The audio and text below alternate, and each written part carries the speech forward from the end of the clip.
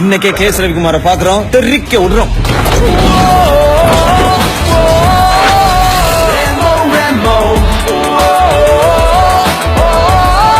நான் சொல்றேன்டா, உனக்கு ஜென்மத்துக்கு நடிப்பு வராதுடா.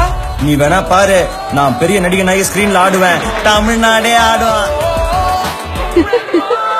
நீ காமெடி நல்லா பண்ற, தேங்க்யூ சார். ஆனா அது மட்டும் போதாது. ஏன்னா நான் இப்ப எடுக்கிற படத்துல ஹீரோவுக்கு லேடி கெட்டப், நர்ஸ் வேஷம்.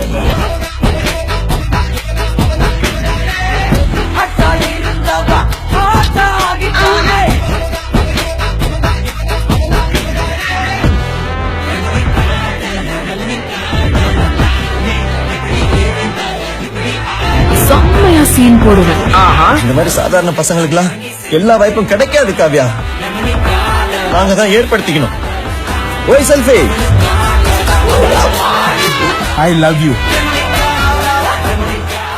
ஆஹா, அவனா நீ?